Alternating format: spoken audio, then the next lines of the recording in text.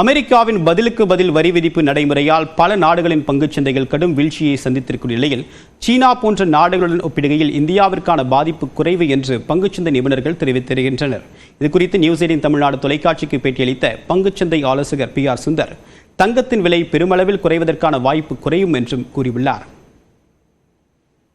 அமெரிக்காவினுடைய வரி விதிப்பு முறை காரணமாக ஏற்பட்டிருக்கக்கூடிய இந்த பங்குச்சந்தை மாற்றம் என்பது இந்தியாவு மட்டுமல்ல பல்வேறு உலக நாடுகளையும் கூட மிகப்பெரிய அளவில் பாதித்திருக்கிறது.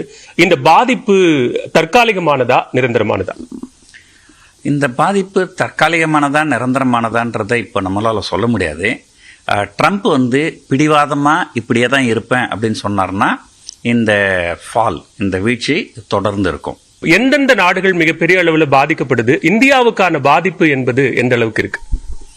இதனுடைய பாதிப்புன்னு பார்த்தீங்கன்னா இந்தியாவுக்கு ஒரு ரொம்ப அதிகமாக இருக்கும் அப்படின்னு சொல்ல முடியாது. மற்ற நாடுகள் குறிப்பாக சைனாலாம் நம்ம நாட்டை விட அதிகபட்சமாக பாதிக்கப்பட்டிருக்கிறாங்க. சைனாவுக்குலாம் கிட்டத்தட்ட ஒரு 54% அப்படிங்கிற அளவுக்கு அவங்க வரி விதிச்சிருக்கிறாங்க.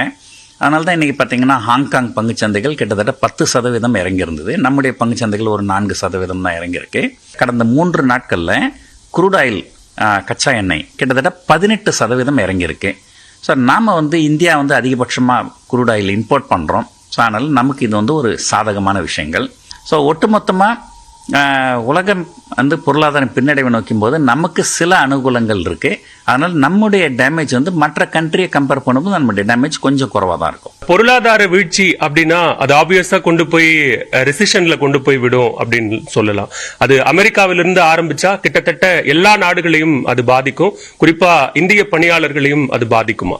அப்ப நம்ம நாட்டு மக்களுக்கு வேலை கொடுக்கணுமே, அப்ப வெளிநாட்டில் இருக்கிறவங்களை திருப்பி அனுப்பிடலாமா அப்படின்ற அளவுல அமெரிக்காவில் வேலை செய்யற இந்தியர்களுக்கும் ஒரு பாதிப்பு வருவதற்கு வாய்ப்புகள் நிறைய இருக்கு. தொடர்ச்சியா ஏறுமுகத்தில் இருக்கக்கூடிய தங்கம் விலை குறையுமா? இது இன்னும் உச்சத்தை தொடுமா அப்படிங்கிற கேள்வி ரொம்ப முக்கியமானதா இருக்கு. கண்டிப்பா தங்கம் விலை குறையறதுக்கு வாய்ப்புகள் ரொம்ப ரொம்ப ரொம்ப குறைவு. அப்படியே ஏதோ குறைஞ்சாலும் ஏதோ ஒரு சில சதவீதங்கள் குறையலாம். இந்த கச்சா எண்ணெய் 18% குறைஞ்சிது.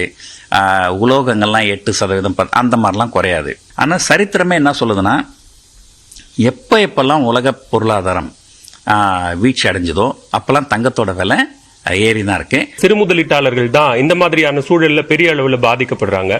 ஸோ இன்றைக்கு தொடங்கி இருக்கக்கூடிய இந்த நெருக்கடி என்பது அடுத்து எத்தனை நாட்களுக்கு இது நீடிக்கும் அப்படின்னு பார்க்கலாம். சிறு முதலீட்டாளர்கள் எந்தெந்த துறைகளில் கவனம் செலுத்தலாம்? அதான் நான் ஏற்கனவே சொன்ன மாதிரி fast moving consumer goods, pharmaceutical, இது ரெண்டுத்துலேயும் முதலீடு பண்ணலாம். ஐடி கொஞ்சம் இப்போதைக்கு அவாய்ட் பண்ணிடலாம். ஏற்கனவே சொன்ன மாதிரி வங்கித்துறை. ஸோ நம்ம இன்னும் 2-3 நாளில் RBI பாலிசி இருக்குது.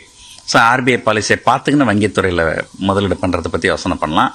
மற்றபடி ஆட்டோ, மெட்டல், ரியல் எஸ்டேட்டு இதெல்லாம் இப்போ அவாய்ட் பண்ணிடணும்.